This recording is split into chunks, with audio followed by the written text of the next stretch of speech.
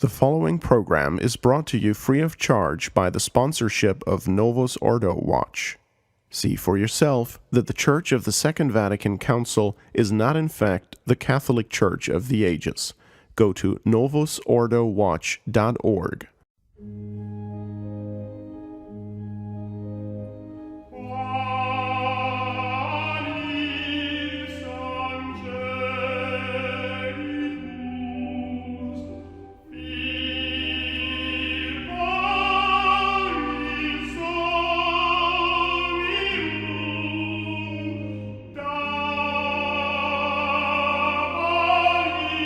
The following is sponsored by our YouTube members in the Immaculate Heart of Mary Guild tier level. This program, along with all the rest, are made possible by our members like J. Luis and Michael J., who enable us to produce truly Catholic content, as well as supporting the clergy who are vital to our work. We sincerely thank them for their support and would like to ask you to please remember them in your prayers. Welcome, ladies and gentlemen, to the Flagship show on member-supported Restoration Radio. I'm your host, Stephen Heiner, and on this episode, I am joined by His Excellency Bishop Donald Sanborn and Father Anthony Cekada. Your Excellency, Father, welcome. Thank you. Thanks. Nice to be here, Stephen. Well, it's the show everybody's been waiting for, Your Excellency and Father. It's all about the love, the LUV. And we're going to be getting into Amoris Laetitia. In fact, I got a message that someone said they just could not wait for the next Francis Watch. We can't do Francis Watch this month or even from March because we've got to focus on this document. And I was telling Father Cekada before today's episode that His Excellency had called me earlier today. We had some show outlines out there, but he said, how much time do we have? And I said, well, obviously, Your Excellency, we don't have enough time to cover all of the garbage that's on here, but we're going to try to do a little bit at a time, and we may have to throughout the year come back to this over and over. So we're going to approach this quite simply today.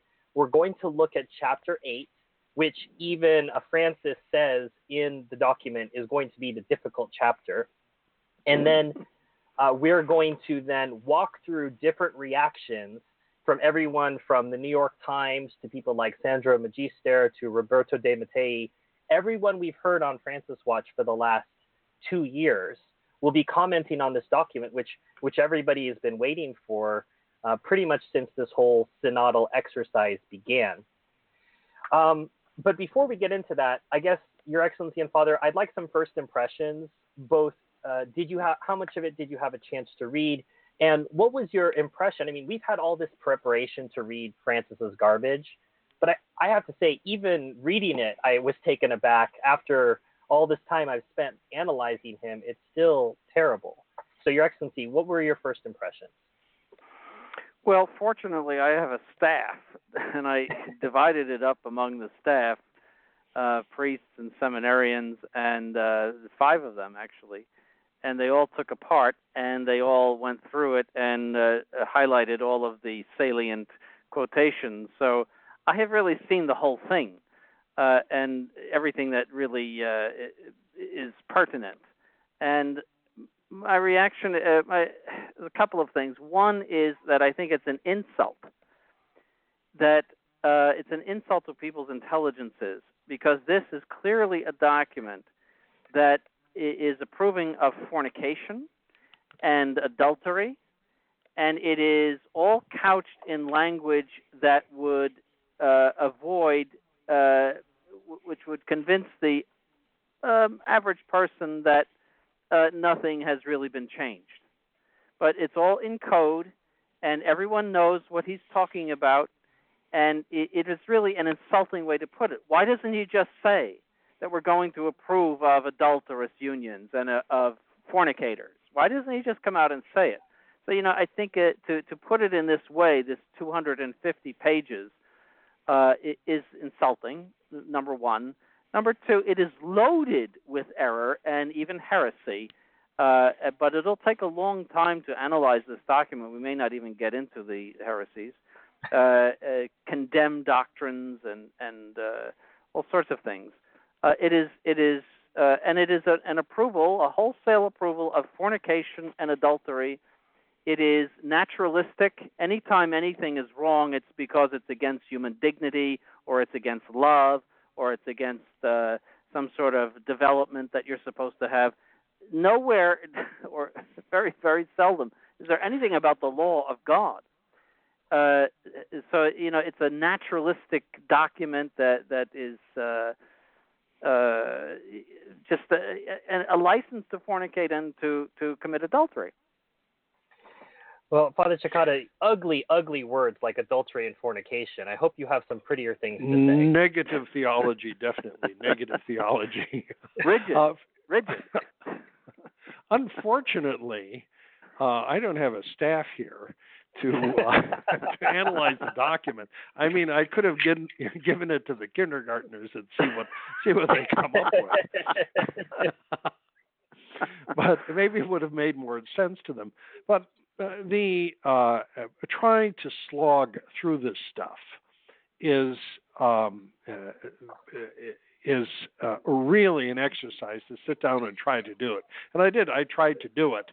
But eventually, in preparation for the show, I limited myself to looking at some of the salient paragraphs that others had talked about and had pointed out. Bishop Sanborn is entirely right. It's going to take a long time to analyze this one because it's so long. So that's my first impression. Second, it is not how it turned out, of course, was not unanticipated. Bergoglio announced from the beginning that this is what he wanted to do, that he wanted to give sacraments to those in the second marriages. And so he was determined to do it. So the net effect of it wasn't a surprise. Thirdly, I would say that the use of the code language that Bishop Sanborn pointed out was something that I expected as well. That he's not obviously is not going to say clearly that adulterous unions are okay, but he's going to speak in code. Everyone understood the code. That's what you see time and time again in the secular commentaries. And it's not a question of distorting something that our beloved Holy Father says. He communicated his message effectively, just as he communicated his message effectively to that lady in Argentina, whom he called the woman who was in a second marriage. So those, I would say, are my reactions, that it's going to take a long time to analyze it, that it's what we expected, and that his code is very clear for what he approves. Well, and as I've said before, we've been preparing for this code by all of the stuff that we've been dealing with Francis Watch over the last 2 years. Is a lot of the footnotes were actually direct quotes we've dealt with in previous Francis Watch episodes. So let's dive right into Chapter 8, and I want to go to paragraph 293 under the heading Gradualness in Pastoral Care. And I'm just going to read a sentence, a very long sentence there, and then if His Excellency can control the urge to vomit before I finish, I'll let him have the first crack at it. The fathers if not, I'll take over. Right, sure. The fathers also considered the specific situation of a merely civil marriage, or, with due distinction, even simple cohabitation, noting that when such unions attain a particular stability, legally recognized, are characterized by deep affection and responsibility for their offspring, and demonstrate an ability to overcome trials, they can provide occasions for pastoral care with a view to the eventual celebration of the sacrament of marriage. So we've seen this before. They're quoting a text we've already looked at. But what's going on here, Your Excellency? Well, I'll start out with the marginal note which one of my seminarians put with regard to that. And he said, to save them from hell where their fornication leads them? Is that the pastoral care? I guess he's learning well. Yeah. pastoral care. What do you do for someone who's in fornication, except to urge them very strongly to abandon their fornication, to separate, and to come to confession and avoid the occasions of sin. That's the pastoral care that must be given.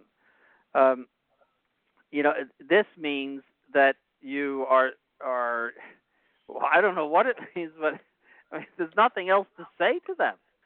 They have to separate. They're living in mortal sin, and we'll see later that we can no longer say that. But they are living in mortal sin. If they die in that state, they're going to hell. And it's very, very clear. Let me quote you a very famous person, namely St. Paul, who says in 1 Corinthians, "Know you not that the unjust shall not possess the kingdom of God? Do not err, neither fornicators, nor idolaters, nor adulterers, nor the effeminate, nor liars with mankind, nor thieves, nor covetous, nor drunkards, nor railers, nor extortioners shall possess the kingdom of God." That's pastoral care. Well, surely, Your Excellency, St. Paul is just speaking about an ideal, something to strive for. Yeah. I mean, surely we're not ruling these people out of the kingdom of heaven. I mean, that'd be very, very rigid.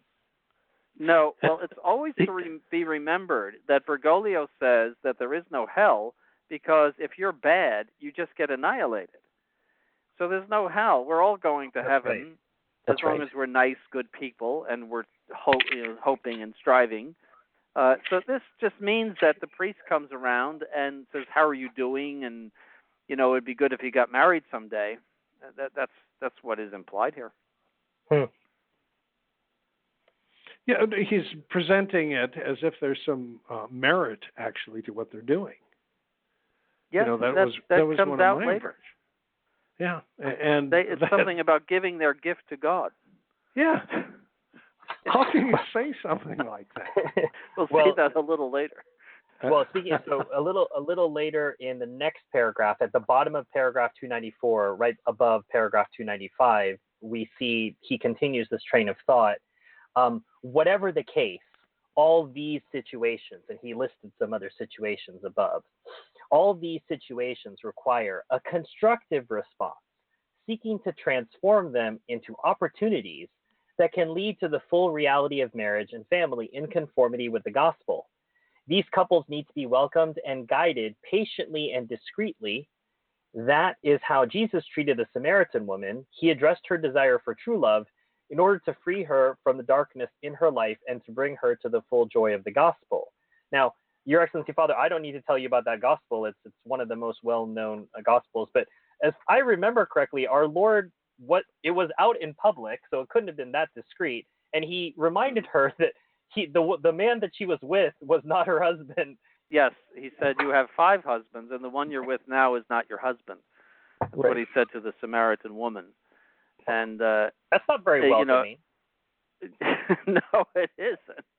But that's what converted her. The fact that he knew that. That's what converted her. That is showing his divine knowledge. But of course. I mean, we're saying the obvious here. That St. Paul is explicit. Our blessed Lord is explicit. And the woman caught in adultery, he said, "Go now and sin no more." There is no a license for either fornication or for adultery. Hebrews chapter 13, verse 4, "Marriage honorable in all, and the bed undefiled, for fornicators and adulterers God will judge." Yeah. That's not welcoming, That's just those ugly words again, Your Excellency. Just ugly words. Rigid, I would say. And he says in 1 Corinthians chapter 5, verse 9, "I wrote to you in an epistle not to keep company with fornicators." Yeah. This is a departure from sacred scripture. It's a departure from Catholicism. And if I could go back to 293, he says, "For the church's pastors are not only responsible for promoting Christian marriage, but also the, quote, pastoral discernment," that awful word, of the situations of a great many who no longer live this reality. Entering into pastoral dialogue with these persons is needed to distinguish elements in their lives that can lead to a greater openness to the gospel of marriage in its fullness. And this goes back to that same old elements thing, just as the Protestant churches have elements of church. So also fornication, living together, concubinage, has elements of marriage, and we're supposed to bring it to its fullness. As if this is something positive, that they're living together and fornicating together. That this is something positive, and it just needs to be completed. So the discipline of the church is, if you're living together, the first thing you do is separate, because there's nothing positive about it, not a single thing. It's just filth and dirt, and you're going to go to hell with it. And you separate, and then we'll talk about a marriage, and the marriage will be very private, just family alone, and no mass, nothing, just will take 5 minutes. That's how you fix those problems, because it's a scandal that people are living together. It's not, some sort of elements of marriage. Marriage is a contract. It is not shacking up together. It's a contract, and it's a sacred contract that is an image of Christ's relationship to the church. And this is just a blasphemy to try to fix up fornication. To return for a second, Your Excellency, to the elements point, one notices that more and more in discourse of people in the modern church, that people have picked up on that idea of elements. And the idea behind that, I think, is that no principle is black and white, or no principle is absolute. That everything is a mixture of true and false and good and bad, and the more of the positive elements that you have, the better you are. Yeah. But that's the so it's become in morality the equivalent of Frankenchurch in ecclesiology. That this is exactly the language that they're talking. The table of elements. If you have the right chemistry, in a couple, then you rank somewhere, I think, on the table of elements, something like that. Right. That's constructive. Yeah. Right, and then you've got those noble gases that won't mix with anybody. I think those are the daily homilies at Santa Marta by Bergoglio. Well, I wouldn't call them noble. His Excellency gives a sermon when he was talking about elements, and he said, would you get on an airplane that had elements of an airplane? And I thought to myself, it's such a great point. It's like, who's interested in elements of anything? I want the whole thing. As we say in American English, we want the whole enchilada. Yeah. Well, it's just that essence, this is a philosophical principle, essence does not admit of more or less. If you're a man, you're either entirely a man or you're not a man. You're not half a man or 3/4 of a man, or if it's gold, it's either gold or not gold. Essence does not admit of more or less. That's a general philosophical principle. So the essence of marriage does not admit of more or less. The essence of church does not admit of more or less. It's either there or it isn't there.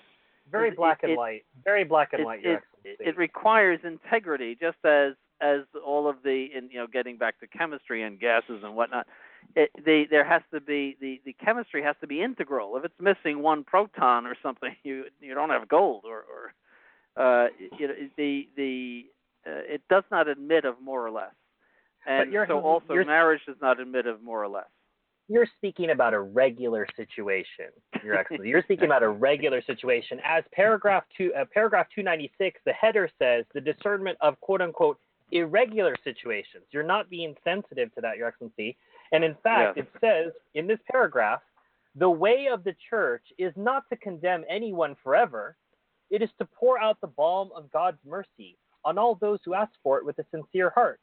For true charity is always unmerited, unconditional, and gratuitous. And the footnote is self-referential to one of Bergoglio's sermons. Consequently, there is a need to avoid judgments which do not take into account the complexity of various situations, and to be attentive by necessity to how people experience distress because of their condition. Father Cekada, are you distressed by that quote? I'm about to say something constructive about it, I think. Well, again, it's this crazy code that everyone understands. That from this, a reader with a minimum amount of intelligence and knowledge of church affairs and what the teachings of the church have been on divorce and remarriage is going to say that, well, everything, I guess, is sort of relative because you have to, situations are complex, you can't make a judgment, people's emotions are going in different directions. So you really can't make any sort of a severe judgment on it. And this plays very, very well to modern society. The idea that you can't judge anyone or judge anything to be objectively good or bad. So it's more of the code, and I think people understand it. I'm distressed because of this particular situation, and I had 3 wives before, and and I'm I may be a little distressed by number 4, and so this distress somehow covers over any notion of moral objectivity of right or wrong. I've spoken many times about the fundamental error of Vatican II being the relativization of truth. And certainly Stephen, following me around with these speeches, has listened to that, I'm sure, one point or other. But this is the relativization of morality. This goes back to Vatican II. This is making the church fit the modern world. Aggiornamento. It goes back to 1958. It goes back to John the 23rd. We are going to make the church conform to the modern world. Adultery and fornication are the culture of the modern world, and we're not going to make the church stay in the Middle Ages when there was a whole different idea of matrimony, according to them. Mm-hmm. So that's all it is. It's, as I always say, Bergoglio's not the problem. This is Vatican II. But it is the true outcome of Vatican II, and that's where the Novus Ordo conservatives get off the boat. They say, oh, no, Vatican II would never say this. And indeed, it did not. But it gave that idea of Vatican II, aggiornamento, updating, is what gives rise to this. And it's open-ended. This is just one more column to fall and crash to the ground. That is indissolubility of marriage and the natural law just come crashing down until the Catholic Church looks like the Roman Forum today.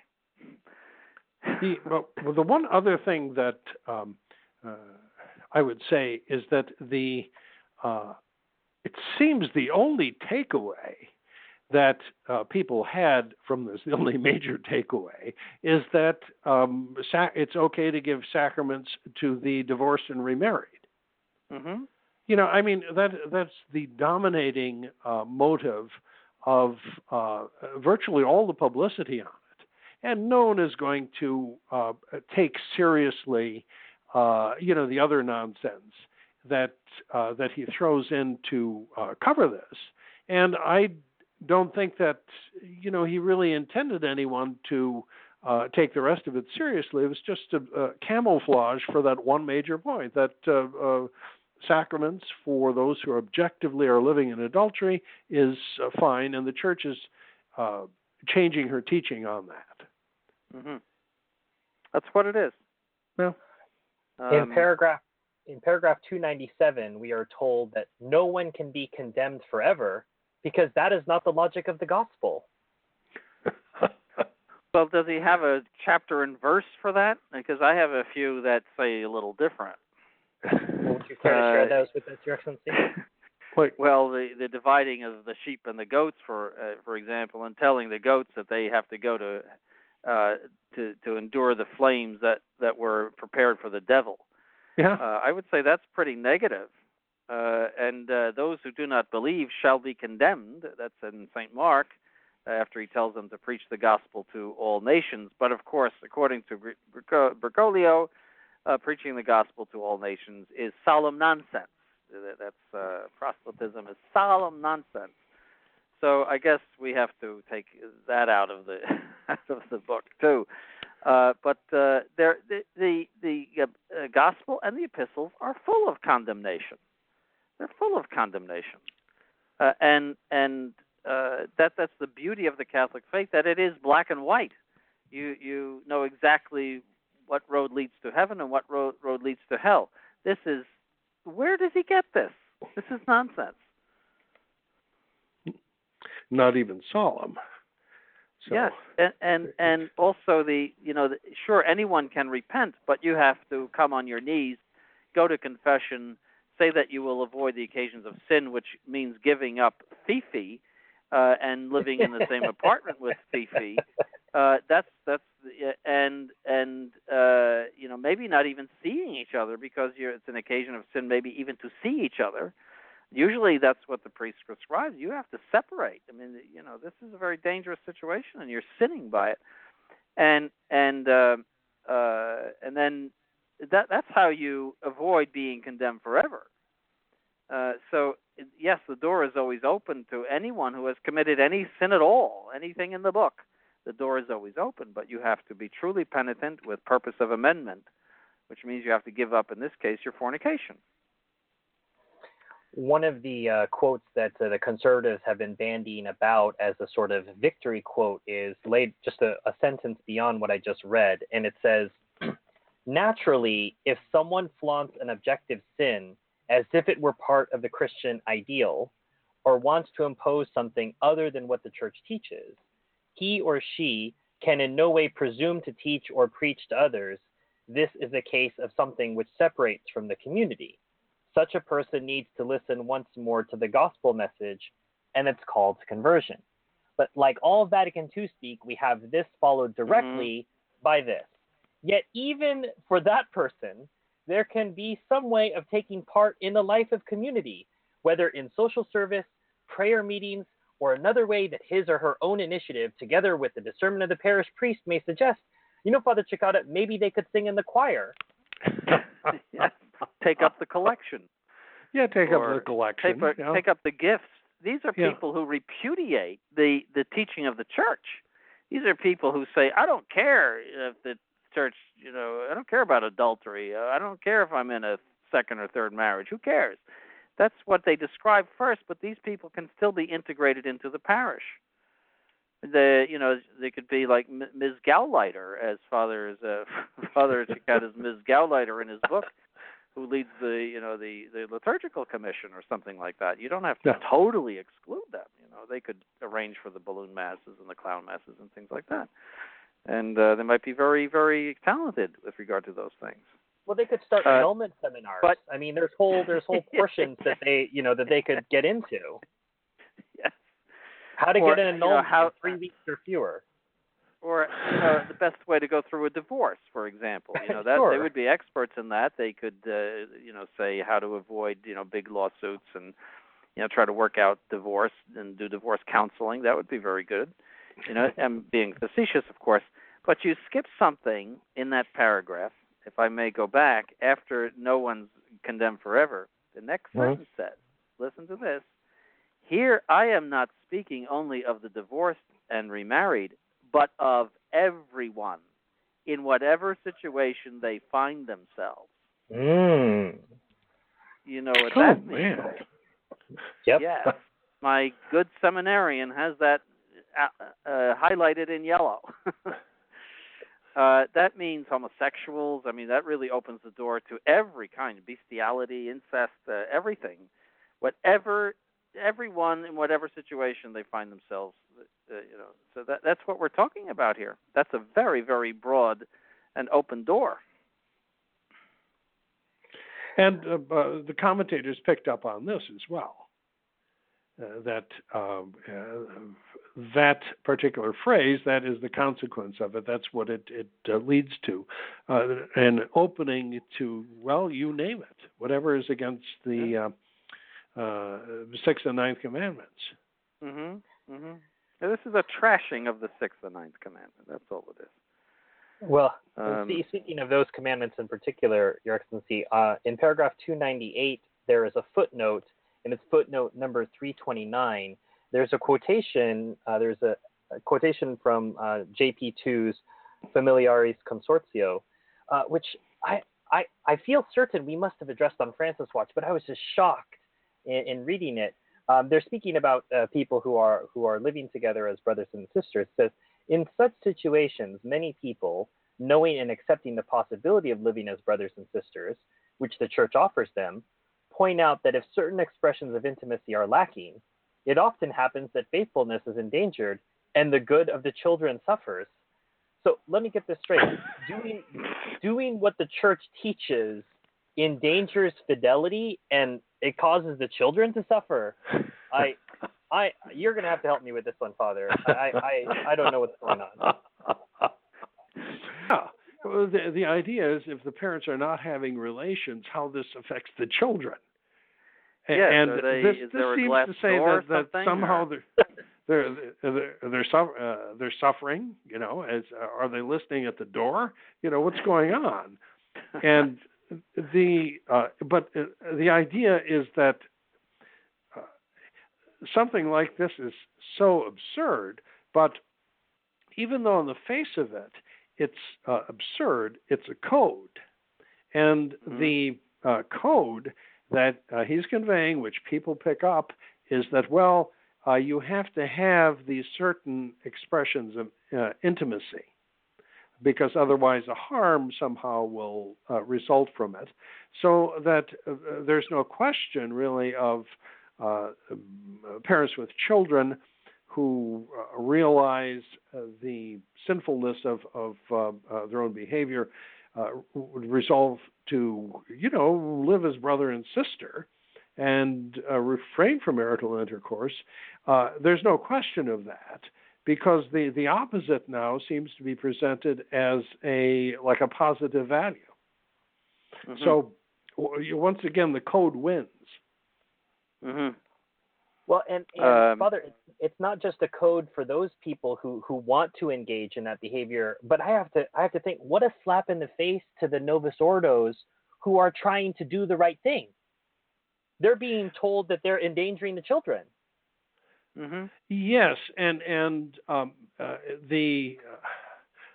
it's obviously it's not a difficult thing to do, and the people in that situation who try to live according to the law of God really have to discipline themselves, etc., for the good of their children. And it requires a lot of effort and a lot of prayer, firm resolution, etc. And people are able to do it, but this just poo-poos that, as if it's the opposite of what things should be. And imagine people who have gone maybe 30, 40 years observing this law of living as brother and sister, reading this now, that in fact they were compromising their children's welfare by staying away from each other, and that it's obviously okay to engage in sexual relations from this document. Imagine how they feel, how cheated. That I've done this for all of the 30, 40 years, and now it's okay. I mean, this totally destroys the credibility of the Catholic Church. I mean, this is how people lose faith, right, Your Excellency? This is how people leave the church. Yes, they do.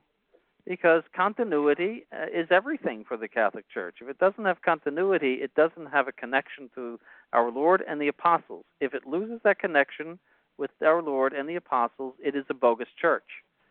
All right, so continuity is everything for the Catholic Church.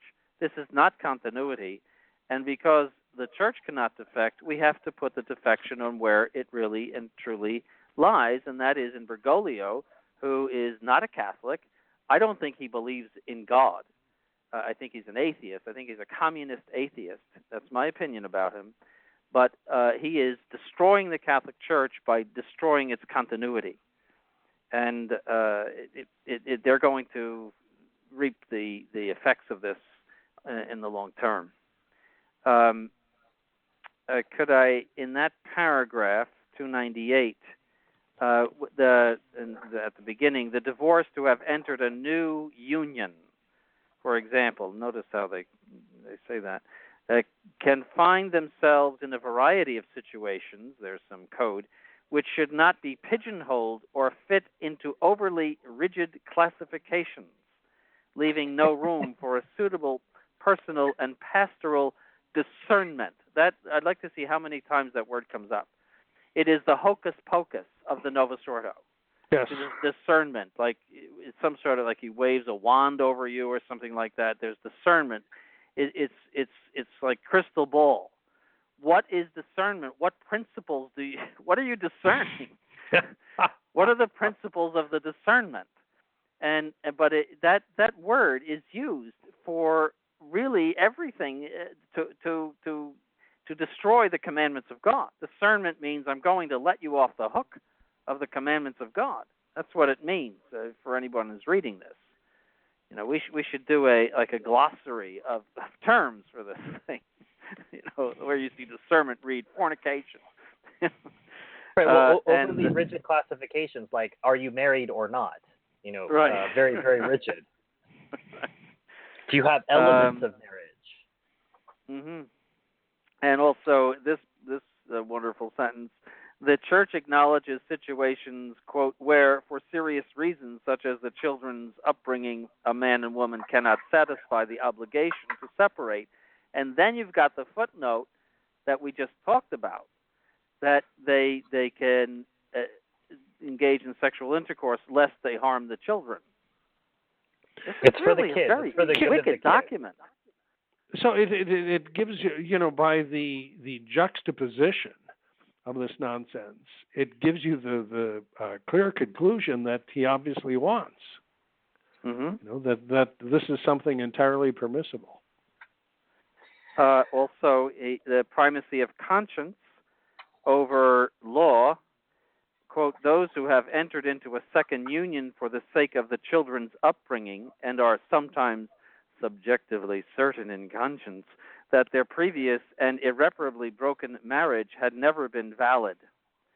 So that means that they can decide for themselves, well, you know, our first marriage was null, and therefore we're okay. And we can proceed with sexual intercourse. And then he says, it must remain clear that this is not the ideal which the gospel proposes for marriage and the family. And that is a theme in this thing, that the idea of indissoluble marriage is an ideal, but, you know, we can't always achieve the ideal. That's the fullness. But, you know, we can have elements of it, but we cannot achieve always that ideal. It's just too hard. It's like Martin Luther said, God does not expect us to obey the commandments because it's just too hard. That's what he said. And this is the same idea, that this is an ideal, you know. This reminds me of a conversation I had with an Anglican woman on a plane about 20 years ago. I said to her, why is it that the royal family cannot divorce under pain of losing their throne, whereas everybody else can divorce, and that the whole religion was founded upon a divorce? And she said to me, well, it's an ideal. You see, that the royal family should observe the ideal, but everybody else, you know, they can't really live up to that. You can't expect them to live up to that. Yeah. Well, I need to get us to paragraph 300 because you're going to have to do some decoding for us.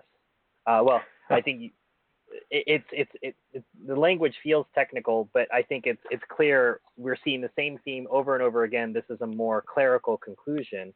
One sentence into paragraph 300. What is possible is simply a renewed encouragement to undertake a responsible personal and pastoral discernment of particular cases, one which would recognize that since the degree of responsibility is not equal in all cases, The consequences or effects of a rule need not necessarily always be the same, with the footnote saying, this is also the case with regard to sacramental discipline, since discernment can recognize that in a particular situation no grave fault exists. There it is, Your Excellency, discernment 2 times in 30 seconds. Yeah, we need a dictionary to read this. Yeah. Yes, discernment. That covers all sins. You know, like charity covers a multitude of sins. Discernment covers a multitude of sins. Just anything goes. Yes, well, there it is, the sacramental discipline. That means through discernment, the crystal ball and the hocus pocus, you can tell people that they can go to Holy Communion or receive the Novus Ordo communion wafer. That might be a better way to put it. Now, you skipped something in 299. That persons. I have to be judicious with what I'm picking, Your Excellency, or we'll be here all night. But go ahead, please read what you want. Well, just that they should not be, these people in irregular situations should not, they are not excommunicated members of the church, but instead are living members. Living members always means people in the state of sanctifying grace. Yeah, that struck me as well. Yes, able to live and grow in the church and experience her as a mother who welcomes them always, et cetera, et cetera, et cetera. So that's very important. And later he'll say, and I'm sure we'll get to that, that we cannot say that they are living in the state of mortal sin, fornicators and adulterers. Well, I think part of the point of the living, again, is just Bergoglio's general godlessness. Because while when you and I talk about living members of the church in the state of sanctifying grace, his idea of living and of life is like a naturalistic one. In other words, someone who has all of these different experiences that he can have, let us say, at the local Novus Ordo church. So that his idea of what is living and what is dead seems to be purely naturalistic.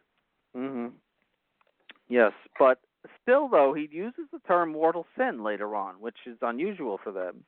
We cannot say that they are living in the state of mortal sin. That means they're living in the state of grace. Because it's either mortal sin or grace. The light is either on or off. And that means people who live in fornication and adultery are in the state of grace, which is contrary to everything the church has ever taught. It's contrary to St. Paul, contrary to the gospel, everything that has ever been said in the history of the church. I'm going to come on to the quote that His Excellency is speaking of. I want to remind our listeners that you're listening to the flagship show of the Restoration Radio Network. I'm Stephen Heiner, and with me today, along with His Excellency Bishop Donald Sanborn, is Father Anthony Cekada, and we've been discussing Amoris Laetitia, in particular Chapter 8, paragraphs 291 through 300, and we're going to continue on. I have to say, seriously, when I got to paragraph 301, I pretty much fell out of my chair. If you look at the footnotes, for the first time in my life, I saw JP2 and St. Thomas in the same footnote area, which I've never seen before. But he dares to quote St. Thomas in this document. I'll read your quote that you were referencing. Hence it can no longer simply be said that all those in any quote unquote irregular situation are living in a state of mortal sin and are deprived of sanctifying grace. More is involved here than mere ignorance of the rule. A subject may know full well the rule, yet have great difficulty in understanding its inherent values. On and on and on. St. Thomas Aquinas himself recognized that someone may possess grace and charity, yet not be able to exercise any one of the virtues well. Like observing the sixth commandment. Yes, I didn't look up the quote in St. Thomas, but I'm sure what he's referring to is what he calls remiss actions. That is, where the acts of the virtues are not up to your level of charity. So, your prudence or your justice, everyone has a level of the virtue of charity. It's like how bright the flame is and how hot it is, your love of God. And there's something called a remiss act, and that is where the intensity of the virtue, say a lower virtue, is not up to what charity, your level of charity demands. That's known as a remiss act. And I'm sure that's what St. Thomas is referring to there. He's not referring to keeping the rules about adultery and fornication. But that's like putting it's like a homeless person getting into a Cadillac and driving around town in a Cadillac. Because when you bring out St. Thomas, it's, in the midst of all of this dirt and filth, it's like, look at us, we have St. Thomas. St. Thomas supports everything we're saying. See, it's just a big show. It's a sham, and has nothing to do with observing the sixth commandment at all. But you missed again something. We have to do this right. Where is it now? I can't find it now. But there's a lot in here. The more is involved than mere ignorance of the rule. I mean, who is ignorant of the rule that to marry again outside the church is wrong and a mortal sin? Who is ignorant of that? You would have to be practically a very low IQ or totally uninstructed to have ignorance concerning getting married the second time. All of these people know that they are in sin. Of course they do. They don't care if they are. They know they're going to hell. Well, so to bring that up is absolutely absurd. But a subject may know full well the rule, yet have great difficulty in understanding its inherent values. That means I repudiate the rule. The rule is stupid. It has no inherent value. Thou shalt not commit adultery. That's the rule. It was stated by God on Mount Sinai. All right, and it was put into the tablets. Thou shalt not commit adultery. He doesn't understand. He has difficulty understanding its inherent values. And don't forget the when Moses descended from the mountain, he found them fornicating, and you know what happened to them. Yeah, they were all slain. They didn't discern properly. That was their problem. No, Moses didn't discern. He didn't have any discernment at all. All right, and he was rigid, and he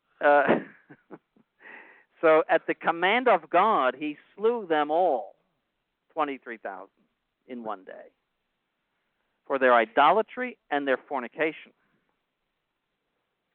So this is somebody who's repudiating the commandments of God. He doesn't understand the inherent values of the rule. Well, the inherent values that struck me as the sort of the language of personalism, right?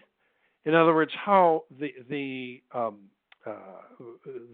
commandments and religious practices are supposed to have a value to me as a human person.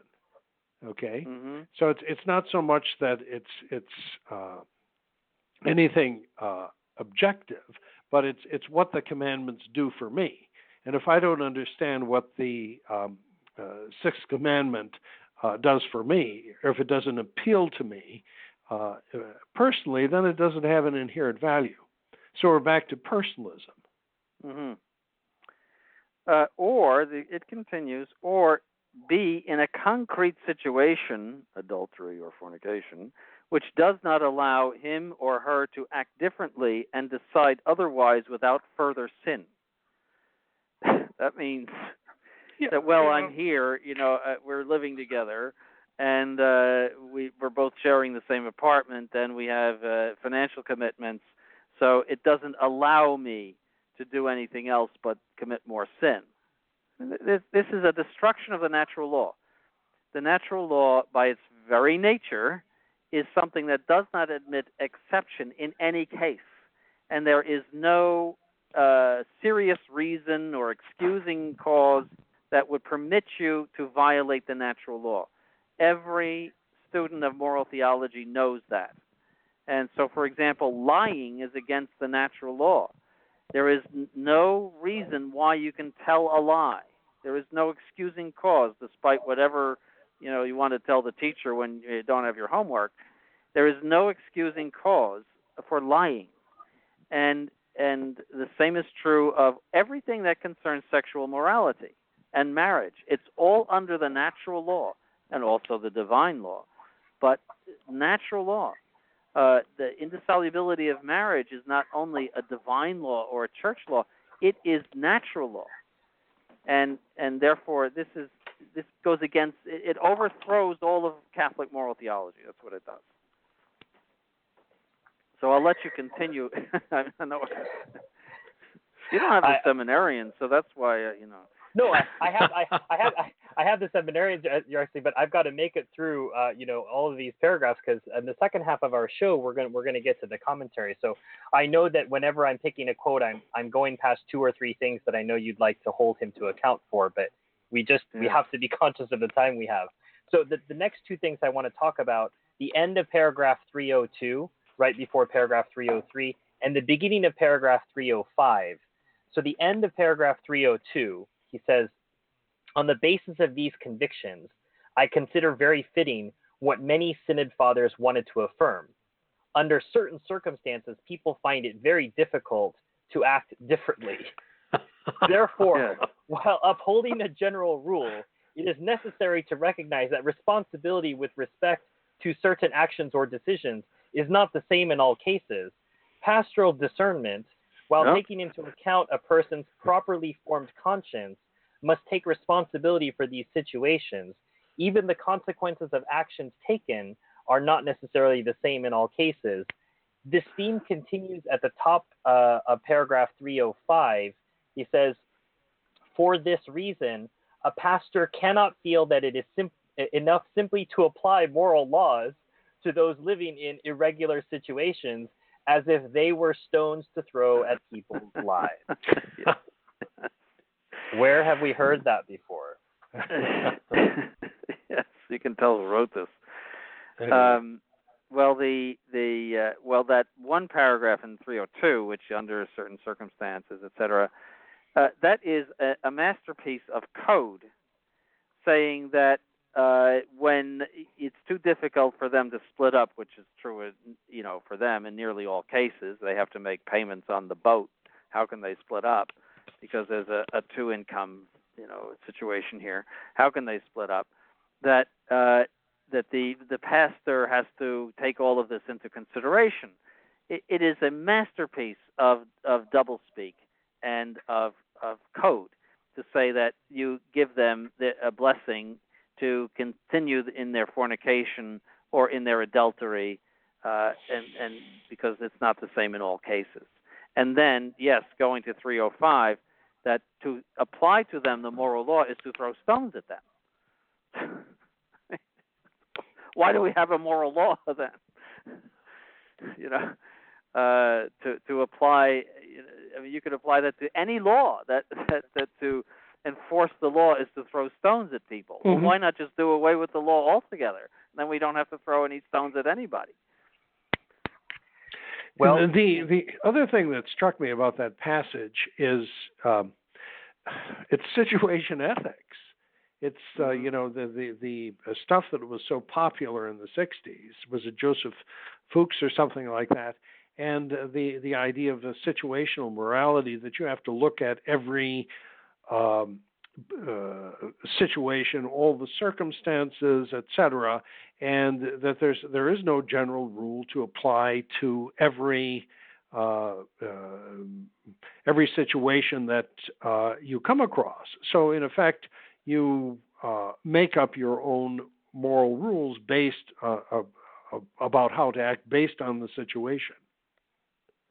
I'm sure that's something he was marinated in the 60s. There's something in 303, sorry to do this to you, but it's very important. Yet conscience can do more than recognize that a given situation does not correspond objectively to the overall demands of the gospel. That means those who commit adultery are going to hell. All right?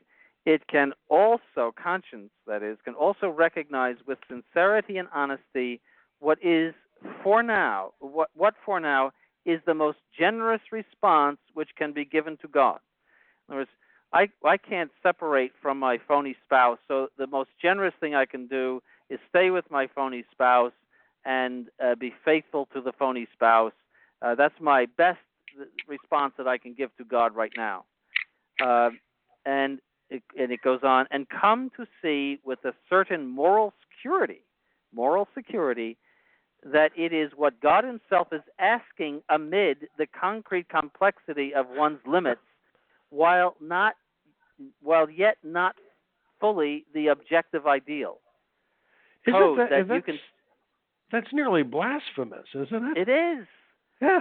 That God himself is telling you that you can live together, you can fornicate together, you can commit adultery together, and that's his will for you right now.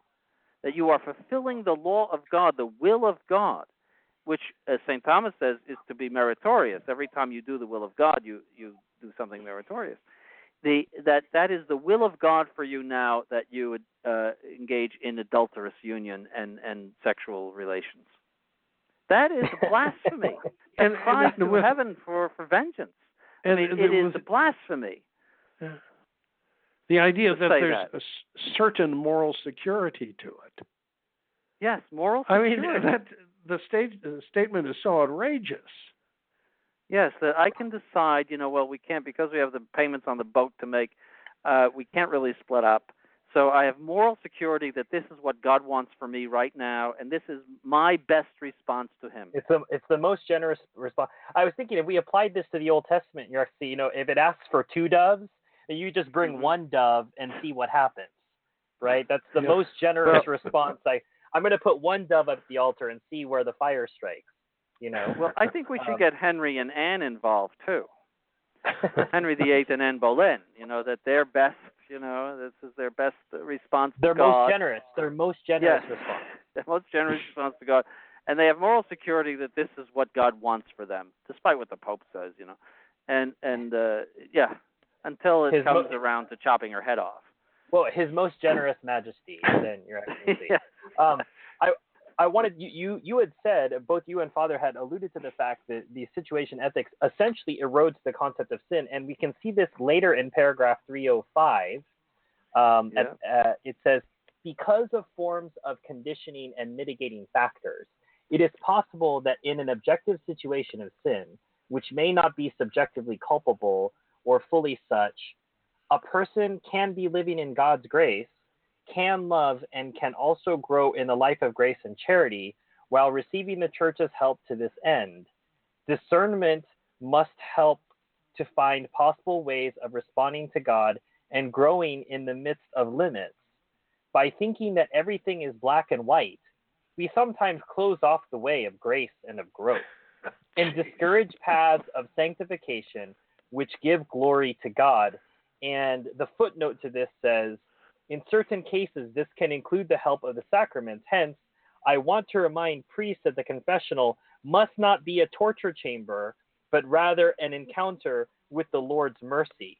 I would also point out that the Eucharist is not a prize for the perfect, but a powerful medicine and nourishment for the weak. Who are they talking about? No one goes to confession in the Novus Ordo, and everyone goes to communion. What torture chamber are they talking about? And who's perfect? Apparently, everyone in the Novus Ordo is perfect because everyone goes to communion. Yes. It's all they're living in a dream world. And this is just again a silly way of putting it. The confessional must not be a torture chamber, the evil priest that is applying the law of God to people. That's all it means.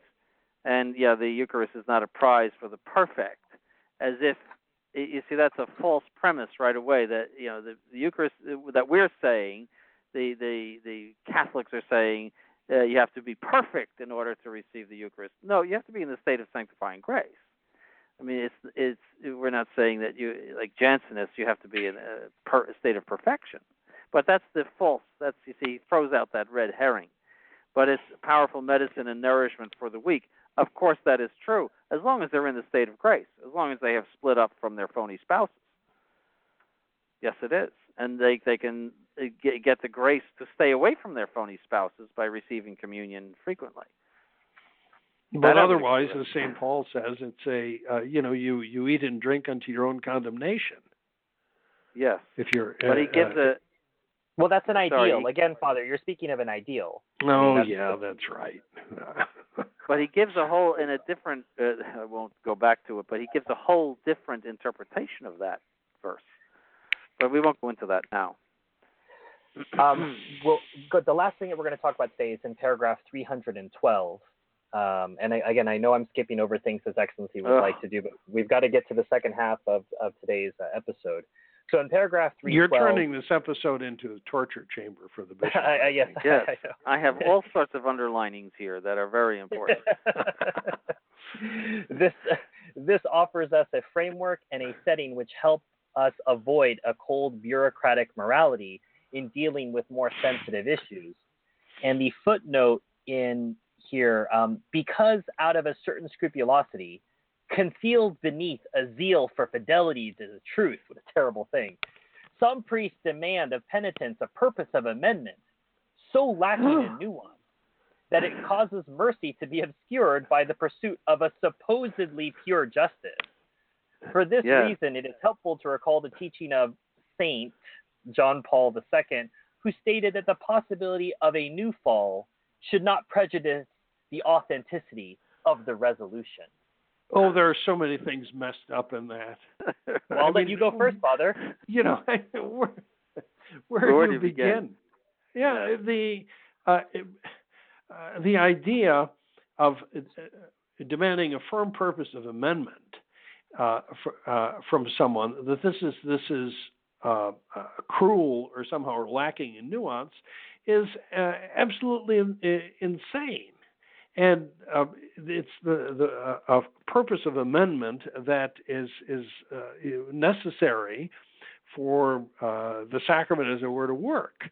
That's something that has to be present. And then to denounce it as scrupulosity, to denounce it as a vice, I mean, that is that's something that's beneath contempt. So like a problem you have. You see, it's like a personal problem. I'm scrupulous, so I have to, ask you to please split up with your girlfriend. Yeah. Purpose of amendment is necessary for the validity of the sacrament because it is an essential part of the contrition. Yeah. So it's not being scrupulous to say that you have to stop fornicating, and it's not scrupulous to say that you have to give up the occasions of fornication. This is standard moral theology that you could read it in the books that are like Joan, that is commonly available from publishers. Standard moral theology that all seminarians learn, no matter how smart or they are. They all learn this. This is so basic to the confessional, and he's reducing this to scrupulosity, as if the priest has got personal problems or he's nervous or something, And then what John Paul II says, that the possibility of a new fall should not prejudice the authenticity of the resolution. That is in itself true. In other words, if somebody really and truly says, yes, I do intend to do this, you believe them, and yes, they might fall again, and that's why the sacrament is there for them again. St. Alphonsus talks about this, that you should absolve them if you have every reason to believe that they are sincere in their resolution. They may fall again. And that's why there's confessions every week or many times a week, because people fall again. And so, but to cite it as that in supporting the idea that you should not put upon them the purpose of amendment is, again, something absolutely contrary to everything the Catholic Church has ever said or taught. And it is to raise the hand of absolution over something that is nothing but filth of fornication and adultery. That's all it is. I mean, that is so perverted, that statement, and it twists so many things, but very, very carefully. It's like the work of the devil, that paragraph, because it takes truth and it makes it subservient to the error that they want to put over on people.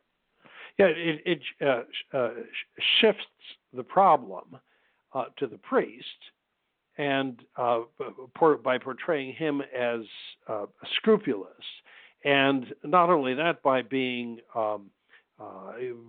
somewhat double, because he is concealing his scrupulosity under zeal, and that he's obscuring mercy by insisting on purpose of amendment, and then citing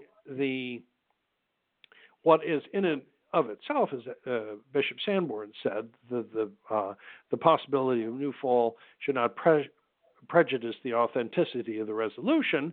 That is a sort of a reformulation of something that's standard, but to use that as kind of a proof for the foregoing statement, to say for this reason, is helpful to recall. It's diabolical and it's twisted.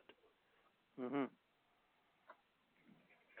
Well, listeners, that's just chapter 8, and we are more than an hour into today's episode, and we're going to turn now to the reception of this document, and it's been read. I think that's one of the things about the internet, Your Excellency and Father, was part of the reason we were able to do a show on Bergoglio the day after he was elected or selected, or however we want to put him, that all this information exists and then it's dumped out into cyberspace and you can just harvest it. And a lot of people have read the text already, everyone from the New York Times to La Stampa, and that's who I want to start with. I know we have some other quotes in our show plan for today, but I'd like us to go to the La Stampa coverage of Cardinal Schornborn's apparently embarrassing press conference, in which he was subjected to a number of, I looked at these questions and I thought, are these a series of rhetorical questions? But these are all questions that were asked at the press conference. So during the press conference, which was also attended by the Secretary of the Synod, Cardinal Lorenzo Baldessari, and the married couple Franco Miano and Giuseppina De Simoni, Cardinal Schornborn responded to some objections that may be made with regard to the apostolic exhortation. This constant principle of inclusion is naturally a cause of concern to some. Isn't it speaking in favor of relativism?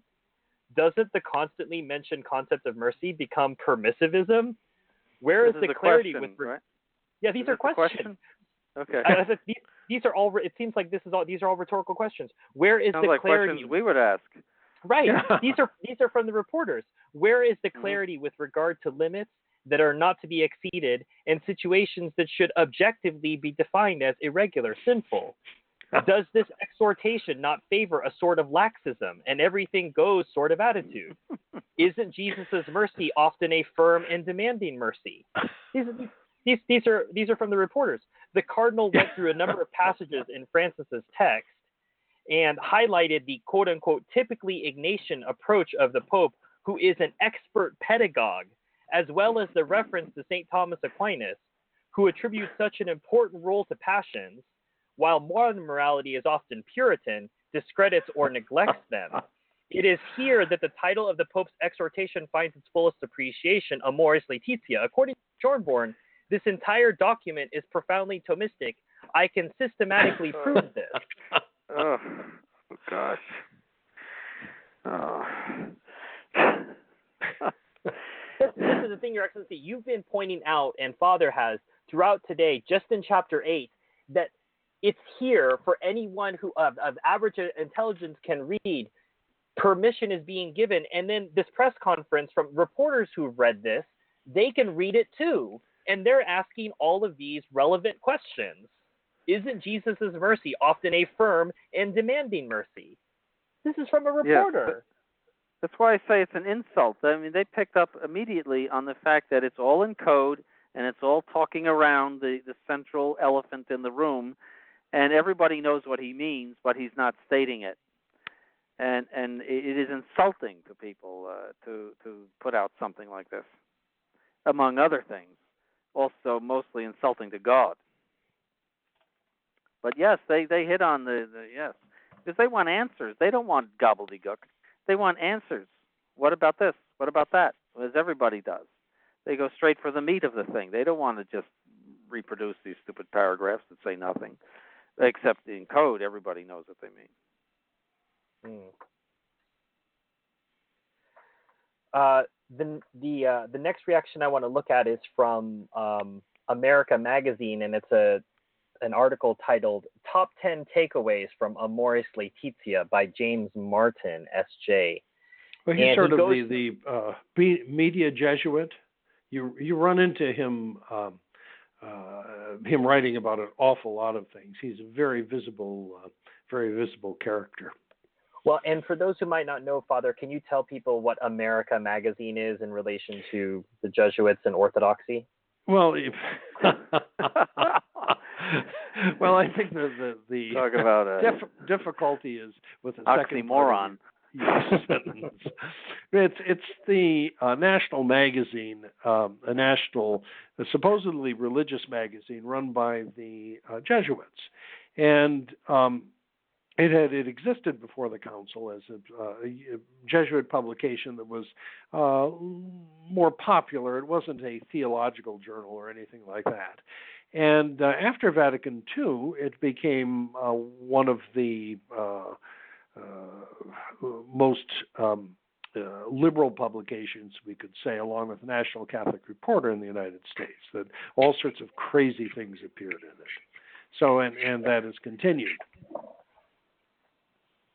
So one of the top 10 takeaways, and again, some of the points I don't want to address because they're addressing chapters we haven't had a chance to cover in today's episode, but he does reference in point 7, traditional teachings on marriage are affirmed, but the church should not burden people with unrealistic expectations. Marriage is between one man and one woman and is indissoluble, and same-sex marriage is not considered marriage. The church continues to hold out an invitation to healthy marriage. At the same time, the church has often foisted upon people an artificial theological ideal of marriage removed from people's everyday lives. An artificial theological ideal of marriage removed from people's everyday lives. And is that actually in there? In paragraph. Well, this is his comment, right? This is, but it's. I mean, his takeaway is. No, that quote. He's pulling that quote from the text, "Artificial theological ideal of marriage." But I think he's somewhat constituting, the thought from that. Yes, well, it's the same theme of that indissolubility of marriage is an ideal that most people cannot achieve, and that we should not burden people with the idea of achieving that ideal. And as long as they have some elements of marriage, we can work with that.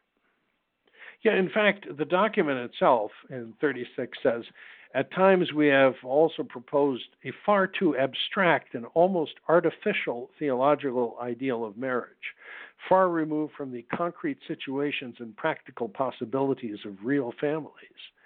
This excessive idealization, especially when we have failed to inspire trust in God's grace, has not helped to make marriage more desirable and attractive, but quite the opposite. So, in other words, the theology, the Catholic theology of marriage has rendered it repellent. I think that's our takeaway from that. So, and this dry ideal. Well, and here's a note for you, Your Excellency. He quotes from, in this same point number 7, he quotes paragraph 202. To that end, seminarians and priests need to be better trained to understand the complexities of people's married lives. Ordained ministers often lack the training needed to deal with the complex problems currently facing families. And people just aren't properly trained. Yes, I'll put that in. I'll tell Father Fleece, who teaches moral theology, that he's got to read this document and, teach the seminarians. But this might be a good time to talk about the ideal of marriage in St. Luke. Our Lord said, "Everyone that putteth away his wife and marrieth another committeth adultery, and he that marrieth her that is put away from her husband committeth adultery." That's the ideal, I guess, you see, but no one can live up to that. And in St. Matthew, he says, "But I say to you that whosoever shall put away his wife, excepting for the cause of fornication, maketh her to commit adultery, and he that shall marry her that is put away committeth adultery." So, but those are just ideals. Well, and I would say, Your Excellency, as paragraph 122 says, you're putting forth a tremendous burden yes. to live up to something like that. Yeah. So I wonder if you would think that our Lord is among those ordained ministers who lack the training to deal with the complex problems currently facing families. Yes, or perhaps scrupulosity. Scrupulosity. Throwing stones at people for And this was in response to the Pharisees who were challenging him on it. The Pharisee says, well, if that's the way it is, who would ever get married? But then the Pharisees were challenging him, and this is in the context of where he said that Moses essentially tolerated your divorce, the bill of divorce in the Old Testament, but no more. It will no longer be tolerated. So this burden is placed upon us by none other than our blessed Lord. And St. Paul explains all that in Ephesians, and he says that the marriage bond is an image of the bond between Christ and his church. And that's why by divine law it is indissoluble. So St. Paul also places the burden upon us. So but it's Lutheran. You see, it's God does not expect us to obey the commandments. It's too hard. Well, I mean, it's a good time to start celebrating Luther. We're coming up on that anniversary, Your Excellency. So we want to be observant of that. The next bit of coverage comes from the National Catholic Reporter, and National Catholic Reporter ran a bunch of stories. I want to look at the first one, and this quote I think sort of summarizes the perspective that a lot of the press are taking.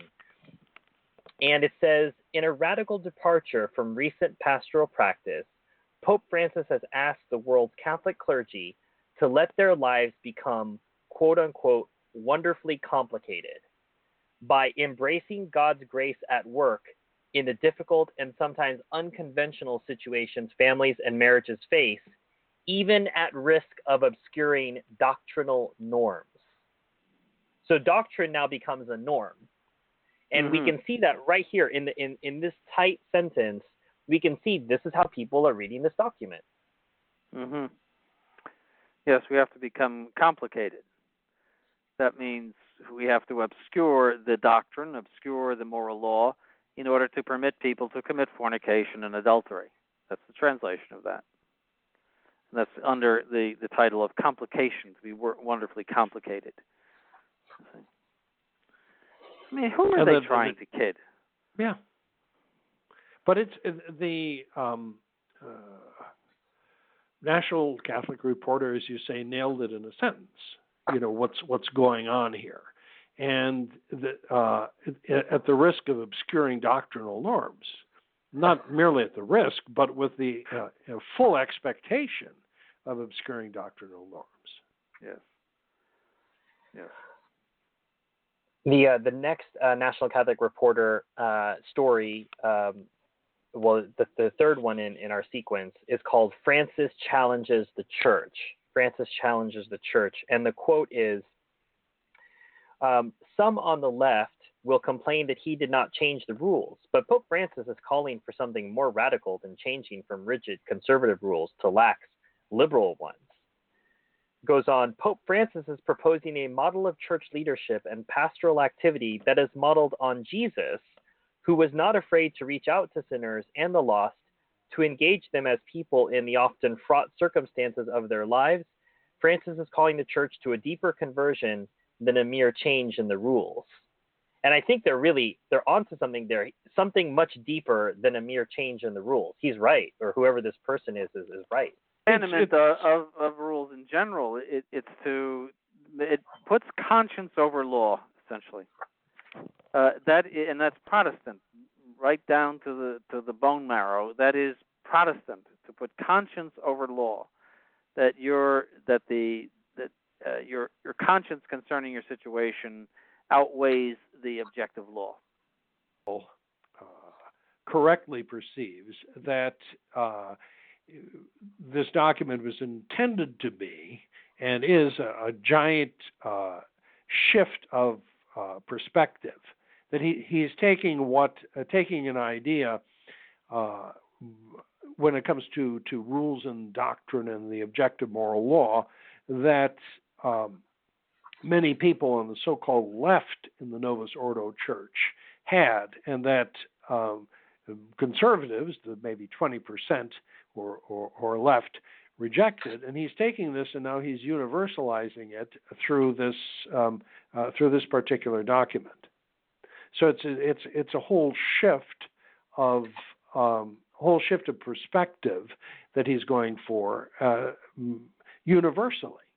In other words, this is supposed to apply everywhere, and I suppose woe betide the cassock and beretta wearing diocesan neocon priest who tries to go against these the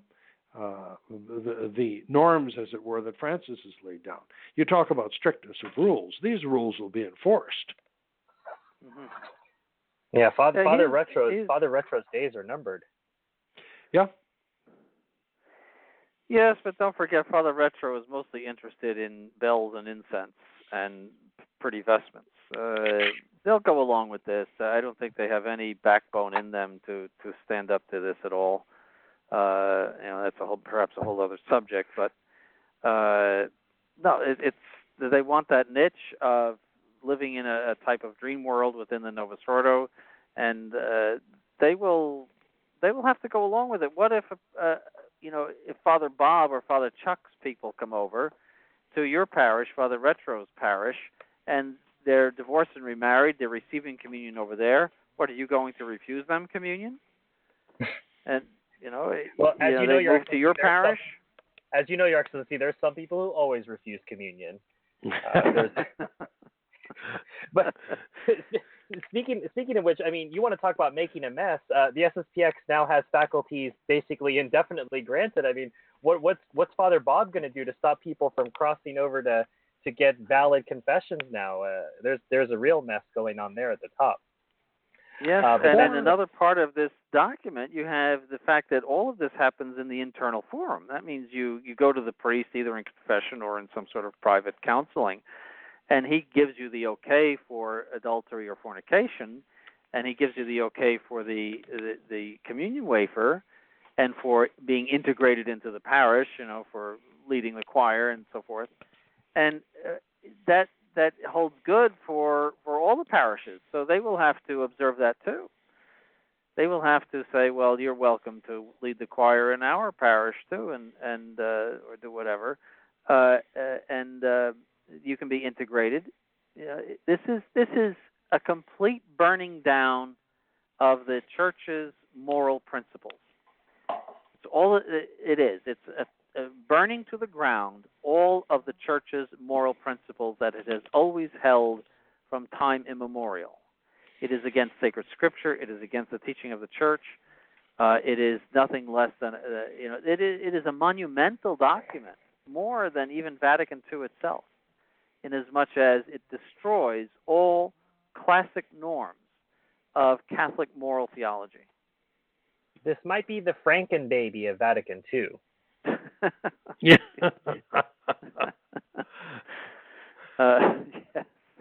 Yes. Well, maybe we should get into the brides of Frankenstein. I wonder if they're validly married and all that. They might live in a situation, an irregular situation, and we can do discernment as to regard to the brides of Frankenstein, and come up with some solution for them, a pastoral solution. And we don't want to be scrupulous, though. Don't forget. No, the other thing that I was thinking of is going back for some reason to read one of my initial articles on Bergoglio. There's a comment on the interviews that Bergoglio had given to that Spadaro, to Civiltà Cattolica. And he said all sorts of crazy things, who am I to judge, etc. The commentator was a liberal who regularly wrote for National Catholic Reporter, Father Richard Rohr. And he said that what's significant about these remarks from Bergoglio is that, well, the Pope said them, and that's like a bell that cannot be unrung.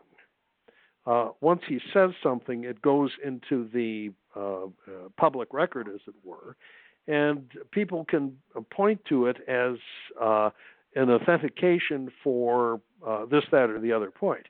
Well, I was thinking of that juxtaposed with this Amoris Laetitia, and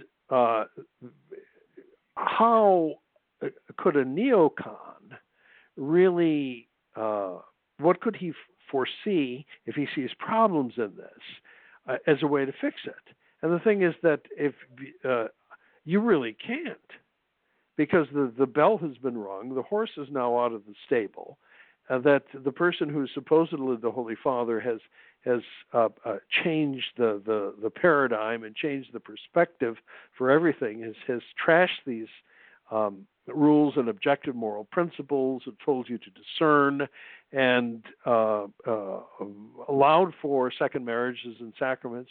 You can't unring that bell now. No, it's set in stone. Yeah, you run into another continuity problem. Yes, you do. That's why we're sedevacantists. That all of this garbage and nonsense that comes out of the mouth of this man and people like him do not enter into the canon of Catholic teaching. That it is all just garbage and nonsense. That's all it is, and it will not take its place side by side with the magnificent works of Catholic teaching, particularly the encyclicals of the popes of the past 200 years and beyond, all the Catholic teaching, Council of Trent. And is that this, if you recognize this man as the Pope, all of this horrid and filthy doctrine has to take its place side by side with Pius XI's encyclical Casti Connubii, which is a masterpiece of the Catholic doctrine concerning Christian marriage. It literally means chaste marriage, Casti Connubii, and as we were talking about before the show, this should be entitled Neither Chaste Nor Married.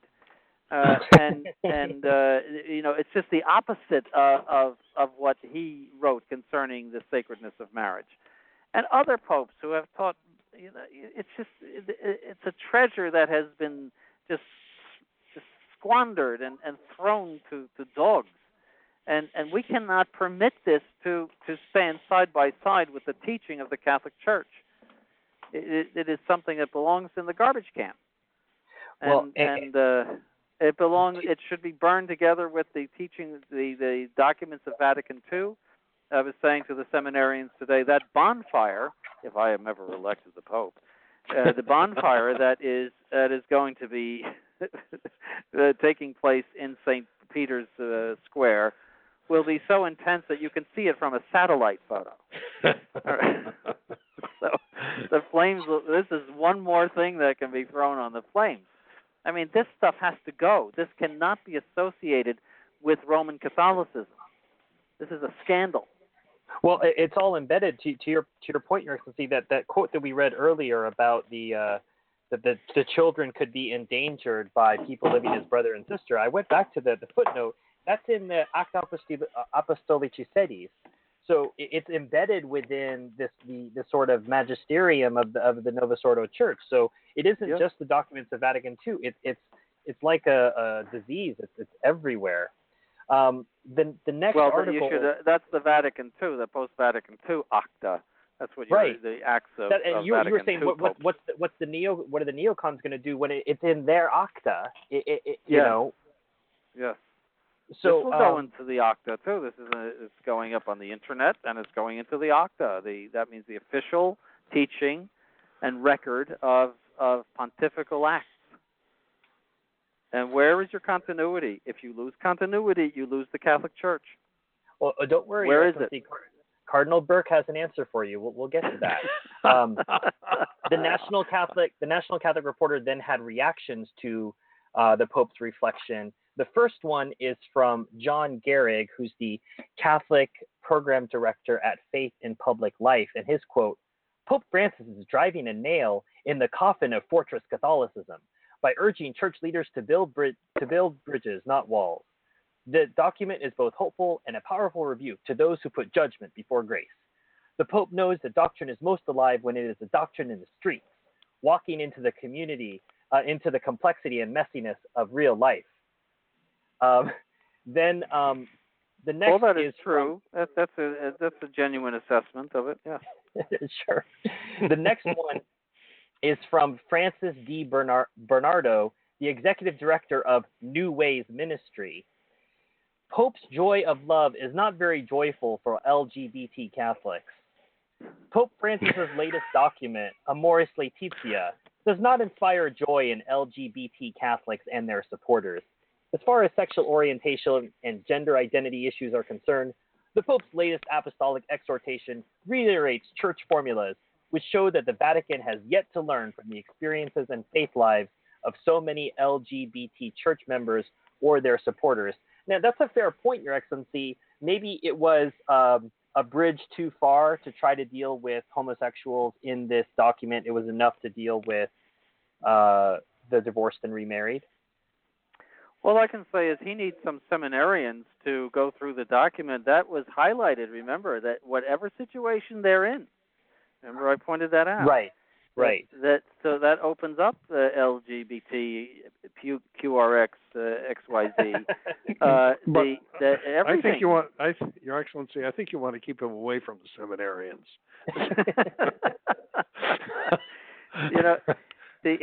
I think so.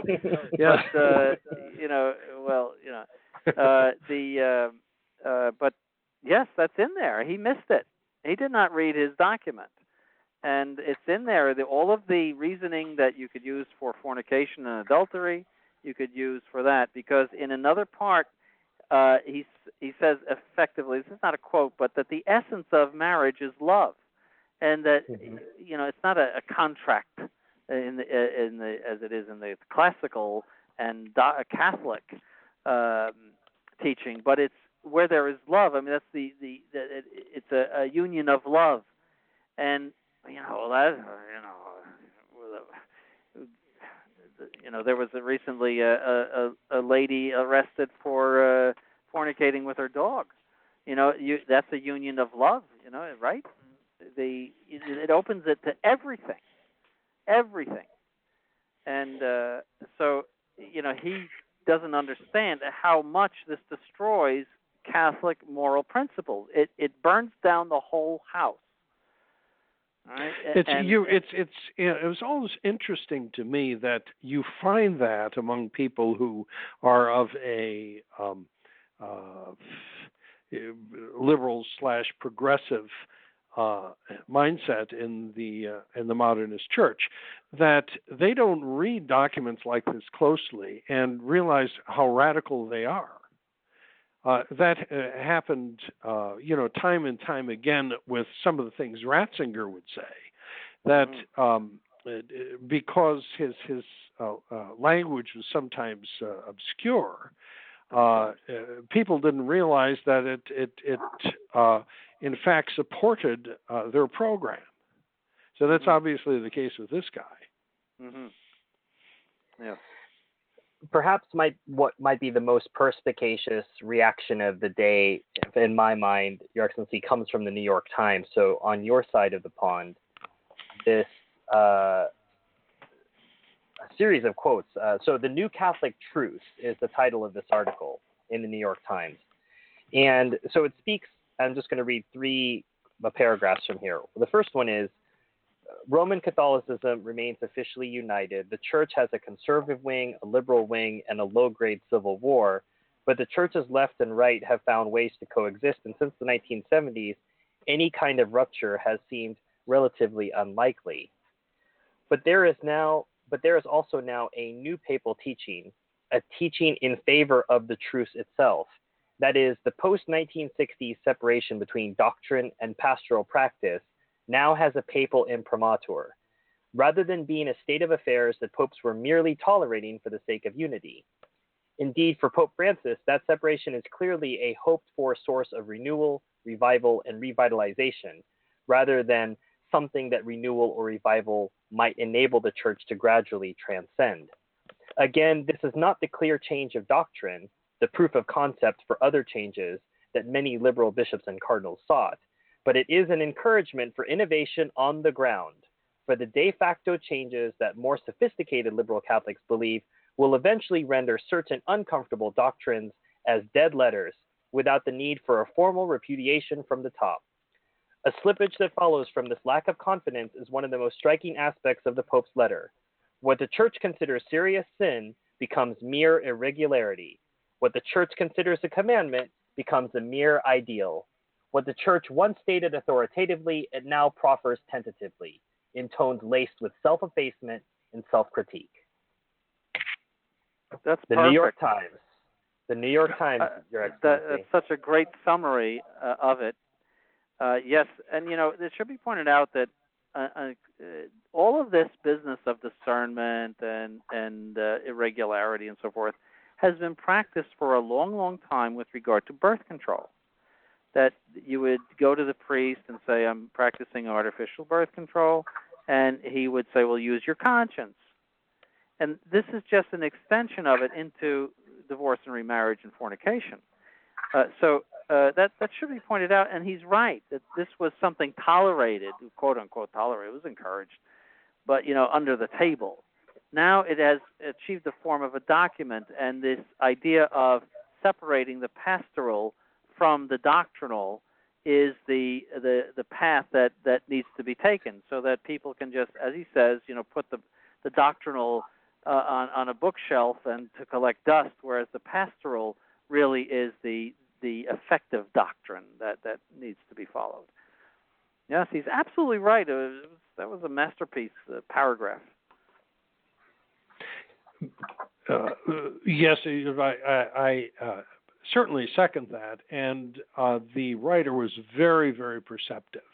This point was made by another writer for the New York Times in, I think last fall at some point, Ross, I think it's Dutot or Duto, something like that, on the op-ed page of the New York Times. That he talked about the Synod and his analysis of that, and said that if it comes down to something like this, what you have is the doctrine is in fact put on the shelf, and it's some sort of an ideology that theoretically everyone adheres to. He said, theoretically the heads of communist China, would still talk about Das Kapital and consider themselves to be communists, etc. But the reality on the ground is that it's now the country is sort of a Wild West capitalist totalitarian state. So that you have the ideology is in place, but the reality is not there anymore.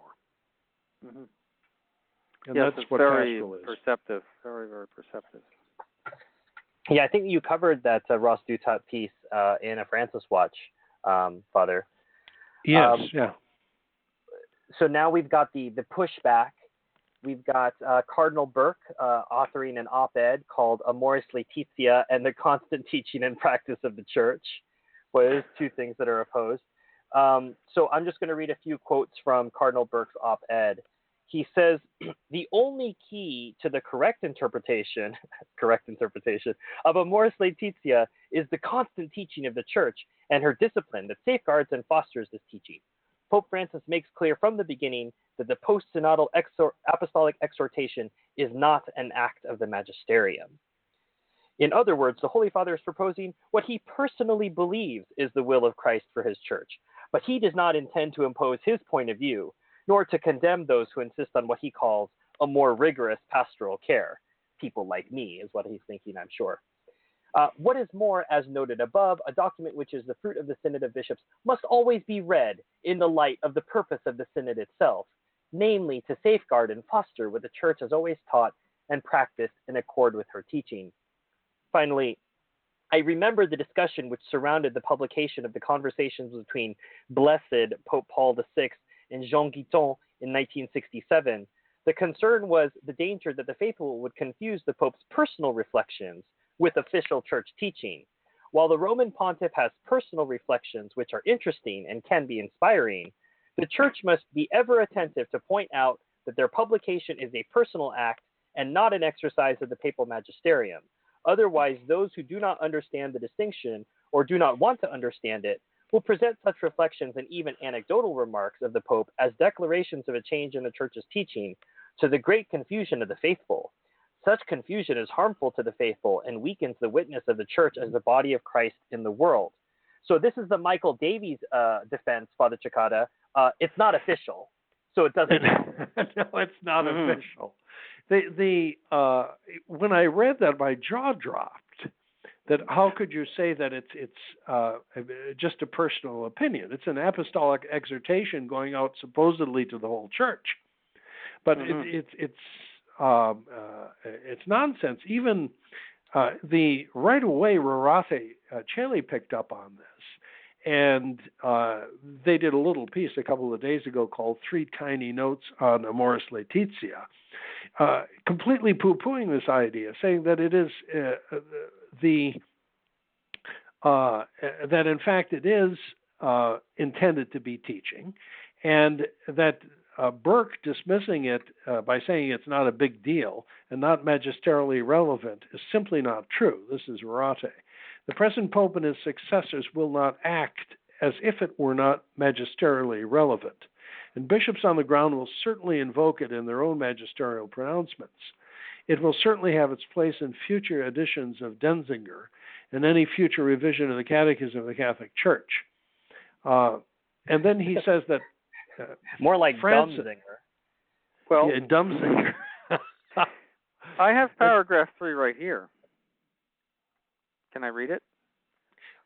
Yeah, go ahead. Yes. Since, quote, time is greater than space, unquote, whatever he means by that, yeah. I would make it clear that not all discussions of doctrinal, moral, or pastoral issues need to be settled by interventions of the magisterium. He's not excluding this as magisterium. He's just saying not all discussions of doctrinal, moral, or pastoral issues need to be settled by interventions of the magisterium, which is, of course, is false, because all of those things depend, obviously, on the magisterium. Unity of teaching and practice is certainly necessary in the Church, but this does not preclude various ways of interpreting some aspects of that teaching or drawing certain consequences from it. So there's interpretation and discernment, but he does not exclude this. Where is he getting that idea that he's excluding it? He's just saying, I'm not intending to, he says that not all discussions of doctrinal, moral, pastoral need to be settled by interventions of the magisterium. And he's not excluding it. He's just saying that this is, not all of them require an intervention of the magisterium. That's all he's saying. Yeah. For Burke to read into it that he's therefore reducing it to his personal reflections, like something that he might say to his friends at the dinner table, is perfectly absurd. It is a teaching to the whole church, and it is certainly what it would go under in normal times. It would have the same authority as an encyclical. It is magisterium. It is. It's not just personal reflections. It's not a book that he wrote. These are my personal reflections on marriage. Well, the other thing that Rorate came up with subsequently, there's another post, Amoris Laetitia is non-magisterial, ? Not so fast. In a introductory comment to this post, the Rorate writer said, relevant to this question is Pope Francis's landmark speech on decentralization that he delivered on October 17 last year. During his speech, in which he addressed the Synod Fathers, Francis made it clear at the end of the synodal process he intended to pronounce authoritatively, quote, the synodal process culminates in listening to the Bishop of Rome, who is called upon to pronounce as pastor and teacher of all Christians, not based on his personal conviction, but as a supreme witness of the faith of the whole church. of the guarantor of obedience and the conformity of the church to the will of God, the gospel of Christ, and the tradition of the church. Mm-hmm. That's Francis. Yes. Who's saying that. So the Sounds thing like is that Cardinal Burke's attempt to wiggle out of it is ridiculous. Francis clearly said that this is what he intended to do. Mm-hmm. Yeah, this is the final statement from the Synod. Yeah, and it was mentioned throughout the Synod that, well, the only official thing, as it were, that's binding is the apostolic exhortation at the end. And that's something that comes, according to their synodal rules, from the Pope. Mm-hmm. So voila. Yes. So no, that's just another attempt to hide from the monster. Yeah. The monster being sedevacantism for them. That if they say this is departure from Catholic doctrine, which of course it is, then there's one thing to conclude, and that is he's a heretic, and that he is teaching the whole church false doctrine, which is contrary to the indefectibility of the Catholic Church. Therefore, he cannot be the Pope. Yeah. And see, so they will do anything, say anything, the most absurd things in order to hide from that conclusion. So I think, Father Cekada, you're saying is the Michael Davies defense doesn't work in this case, or it does. It never actually works at all. It doesn't, because he's very clear that it's something that he intends to be authoritative, and that it's we look at it and it is ridiculous to maintain otherwise. The funny thing is that, of course, he's picking and choosing what he always accused the left of. And a National Catholic Reporter had a funny cartoon about this. They have a little Francis the comic strip. Here we look at Francis the comic reality, but they actually have a comic strip. And so in the comic strip, there's Burke talking to the press about saying, well, it's not really personal in the teaching. It's just the Pope's personal opinion, and we're not really bound by it, et cetera, et cetera. And so he's done with the press, and Francis is walking by and says, hey, Raymond, it's time for lunch. Welcome to cafeteria Catholicism. Well, and I think for anyone who's paying attention, the ironic byline that finishes that article is Cardinal Raymond Burke is the patron of the Sovereign Military Order of Malta, i.e., this guy got bounced and demoted, and he's off on some island in the middle of the Mediterranean. That's how much his authority matters. He's alive and well in Rome. That's where they are now. So he lives in Rome. Right, but this idea that Burke is the pushback for the conservatives, I mean, it's somewhat laughable considering what his position is. The last reflection, the last reaction I want to look at today, Your Excellency and Father, is from Roberto Di Mattei, who I think has made who has the record for Francis Watch appearances. I think he's appeared in almost for every Francis Watch, helping to make sure that people don't consider sedevacantism. And the title of his article on Rorate is The Post-Synodal Synod Exhortation, Amoris Laetitia, First Reflections on a Catastrophic Document. He says, what is obvious is this. The prohibition to receive communion for the divorced and remarried is no longer absolute. The Pope does not authorize, as a general rule, communion to the divorced, but neither does he prohibit it. Extramarital sexual union is not considered intrinsically illicit, but inasmuch as it is an act of love, accessible according to the circumstances. Cardinal Casper had asked some questions. The exhortation of Amoris Laetitia offers an answer. Open the door to the divorced and remarried, canonize situation ethics, and begin a process of normalization of all common law cohabitations. Yes, that's exactly what it is. And what is his solution? His solution comes from Cardinal Athanasius, Bishop Athanasius Schneider. Non possumus. I will not accept an obfuscated speech, nor a skillfully masked backdoor to a profanation of the sacrament of marriage and Eucharist. Likewise, I will not accept a mockery of the sixth commandment of God. I prefer to be ridiculed and persecuted rather than to accept ambiguous texts and insincere methods. I prefer the crystalline image of Christ the truth, rather than the image of the fox ornamented with gemstones. For I know whom I have believed. Well, So there's a high ecclesiastical official for you. I think he's an auxiliary bishop in Kazakhstan. Right. Yeah, so he's rallying around his hardcore conservative resistor. Non possumus is De Matteis' answer, Your Excellency. Well, I mean, is he the Pope, and is this an apostolic exhortation, or is this the recognize and resist? I guess it's recognize and resist. Well, recognize and ignore. De Matteis' out is that, considering that the new document belongs to the non-infallible ordinary magisterium, it is to be hoped. So is he kind of saying that the bishops in union with the Pope aren't going to teach this or something? It's difficult to figure out what exactly he means. Well, that might be the space is bigger than time. Are we in a science fiction thing? What is the non-infallible ordinary magisterium, Father? Is that a fictional idea? Well, the thing is that there's something called the authentic magisterium, which is the ordinary, let's say, day-to-day teaching of a pope, and then his teaching in certain documents, actually like this.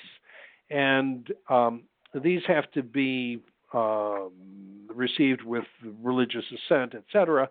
But the theologians who speak about the case of authentic magisterium error in the authentic magisterium see it as something that they never give an example, and it's obviously they foresee it as something extremely rare. They don't expect, 262 pages from the Pope to belong to the non-infallible ordinary magisterium. It's got a little, a little more weight than some sort of small inadvertent error in a pontifical decree. Would you say that's accurate, Your Excellency? Yes, I mean, strictly speaking, is authentic magisterium, as it is opposed to universal ordinary and extraordinary, is strictly speaking subject to error and subject to reform. But yes, they're not. I mean, I defy anyone to find an error in any of the authentic teaching of any pope that has ever been made. It is.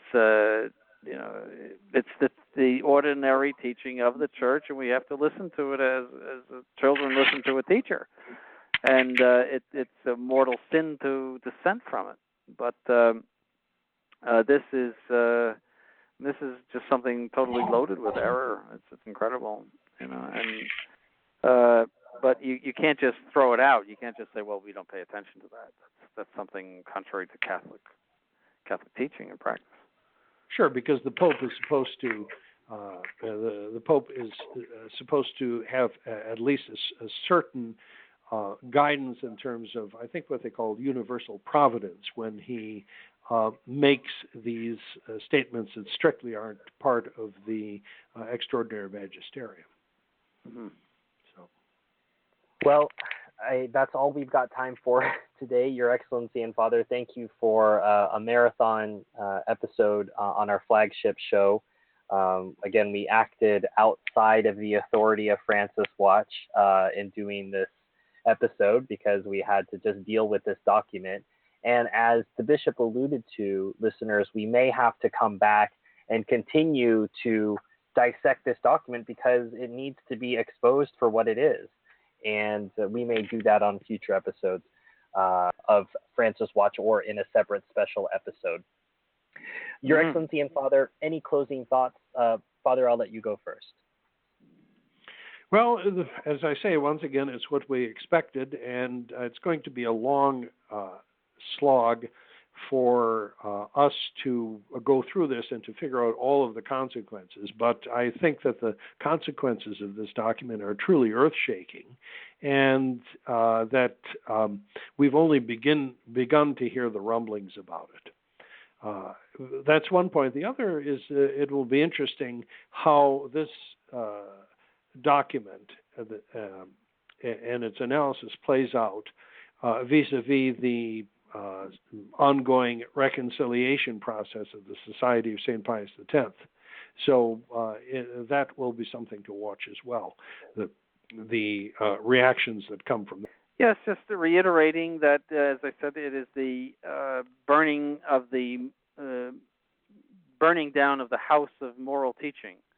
All of its principles, which are the most important aspects of Catholic moral teaching, the principles, the natural law, the repudiation of situation ethics, all of those things that the Catholic Church has so valiantly stood for throughout the ages and has never compromised. This is destroying the whole thing.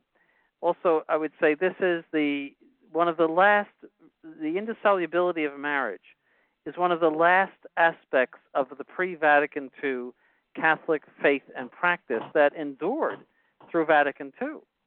There was never either a pastoral or doctrinal repudiation of that doctrine, and now we have a pastoral repudiation of it and a doctrinal shelving of it as an ideal. This ideal that people should live together in holy matrimony for their whole lives. That's an ideal that's very hard to achieve. Shelving that as an ideal and saying that we have to deal with the realities of the present world and that many people are living in adultery, many people are living in fornication. So it's one of the last vestiges. I always have said in my sermons the Catholic Church is the only religion on the face of the earth that does not permit divorce and remarriage. And now, at least from externals or in the view of the world, that has collapsed. The other thing I would say is that we'll see how the Novus Ordo conservatives deal with this. This is another nail in their coffin, so to speak. This is a major blow. It's a torpedo in their side. That at least the practice that they have a pastoral practice approved by the person whom they say is the Pope to authorize, and they're even encouraged to authorize fornication and adultery. And they see I'm sure they do, if they have any training at all of the moral principles of the Catholic Church thrown to the dogs in this document. Well, I fear they may take the Cardinal Burke way out, Your Excellency, and just say it's his personal opinion. Yes, I just wonder what breaking point they have, when reality will break through that veil. I'd like to quote Bishop Sanborn on that. I think the quote was, if he were to declare from the loggia of St. Peter's naked that there is no God, there would still stay in the Novus Ordo Church. So I'm not clear that the breaking point is anytime soon, Your Excellency. I guess my reflection, you were saying that nec casti, nec connubi would be your title for this encyclical. And I neither see chaste nor married. Right. I see the title of the encyclical as an inversion of the quote, go forth and sin no more, to simply sin no more, or no more sin, exclamation mark. Because that's really the enduring thing I take away from this, the absolute destruction of objective norms. That's the comfort and ease of living a moral life. You know what is right, you know what's wrong. You don't have to discern every single situation. But with the abolition of sin, everything's up for grabs. And that actually makes for a much scarier moral universe. It's not a more welcoming or happy one at all. It's the exact opposite of what's intended. And could I add one last thing? This is an attempt to draw in the fornicators and the adulterers. They will not be interested. It will not work. It won't work. No. But what does draw people to the Catholic Church is its objective morality and its insistence that the natural law and the law of God do not admit of exceptions. That is clear. That has the clarity of truth, which is an essential characteristic of truth. That's what draws people, especially young people, who don't like hypocrisy. Well, I think that's a fitting place for us to close. Your Excellency, Father, as always, thanks for your time. Your Excellency, dare I ask what's going on at the seminary other than seminarians reading Amoris Laetitia? Well, I've been away for a while. I was, as you know, 10 days in Europe, and then I got back for a few days and ran out to California, where I gave a talk on the great apostasy and how it relates to the present situation of the church, and also to about 50 people in Fresno, and had questions and answers. So hopefully we're founding a new mass center in Fresno area.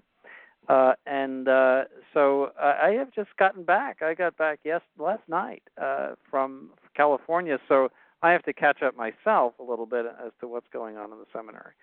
But it's the usual stuff. We are at capacity next year. I mean, I've accepted 6 new seminarians, and that will, with our present seminarians, that will put us at capacity. I mean, it's not a big capacity, but it's the first time we have achieved that capacity. So, and this is only April. I could get others applying. This is when it really picks up. And so I really don't know what I'm going to do. What is obvious is that I do have to build a new wing on the seminary to accommodate these people, because we have them for 7 years. So once you're in, if you persevere, you're in that room for 7 years. So that excludes new people. It will get it'll get to the point where I can't take anybody if I don't expand the seminary, because everyone's in for so long. And so that's a major undertaking, is to expand the seminary. So, but it's necessary. I would hate to turn away somebody who really is interested. And also, again, Bergoglio is our best friend on that. I think he is stirring up the fires of people who finally see that this man is not a Catholic, and that they are turning toward us. Our credibility has gone up because of him. That we have what we have been saying for the past decades is bearing out to be true. And I think that's the reason for the uptick in the number of seminarians. Here, I would build on what His Excellency just said, that I get a couple of emails a week from people who looked at Bergoglio, tried to figure him out, and eventually came around to the sedevacantist position. And it's a stream of emails that I'm getting now from people who say that the sedevacantists have to be right. This man can't be a Catholic. He can't possibly be a real pope. And that the conclusions that you drew many years ago are in fact correct. And it's interesting because you don't find old people like myself. I just applied for Medicare today, but I'll refrain from commenting. Yeah, well, I'll try not to drool on the phone. But it's very interesting. People in the 20s and 30s, young couples, etc., saying that yes, what you say makes sense. There is no continuity in the Novus Ordo Church, and you can see that with Bergoglio. So that is very interesting. I think very interesting to see across the board. Secondly, I'm going to continue my practice of making videos on the question of the Pope, in response to that book that the SSPX people pulled out, and I was doing some statistics, and as of last week, the videos that I have done on this particular topic, the anti-sedevacantist campaign, the videos I've done on that have gotten 31,000 views. So that is, I was surprised when I added it up, the different sites that I have them posted on. So the message, I think, is getting out there, and the videos are an effective way to do that. So I'm going to continue along those lines, producing videos of the sort, and we think that they'll produce much fruit. And apart from that, I would Pardon? suspect that they have not sold 31,000 copies of that book. No. It's not exactly written in a compelling way. I'm one of the main targets who's attacked, and I mean, even I find it sort of boring to read. But that's just one of those things. It's a tough job, but someone has to do it. So. Then the other thing is that the usual round of liturgical observances are going on here at St. Gertrude the Great. We had a very successful Holy Week and Easter, and looking forward to the Vigil of Pentecost and confirmations then, which is when we do them, and then the final Sunday of May. The First Communions finally during the Octave of Corpus Christi. So we've got a lot going on as usual. Well, as always, thanks for your research. You're reading this horrible document and taking the time to share your thoughts with our listeners, Your Excellency. And Father, I will let you get back to your pastoral work and your discernment of your ministry. Yep. Thank you, Stephen. You're very merciful. Thank you. We'll see you next time. All right. Thank you. Bye. If you have any questions for His Excellency or Father, or any clarification from this episode, if you weren't discerning well enough yourself, please feel free to write us mail@truerestoration.org. That's also where you'd write to ask for any excerpting of this broadcast for your own uses. Remember that all rights are reserved, and any duplication without explicit written permission is forbidden, because the Flagship Show is a production of member-supported Restoration Radio. All of us here at Member-Supported Restoration Radio hope that you found this show to be informative, helpful, and beneficial to you and to your faith. In return, please think of offering a Mass, a Rosary, or even a simple Ave for our work the next time that you pray. For the Restoration, I am Stephen Heiner. May God bless you. This program was brought to you free of charge by the sponsorship of Novus Ordo Watch. See for yourself that the Church of the Second Vatican Council is not in fact the Catholic Church of the ages. Go to novusordowatch.org.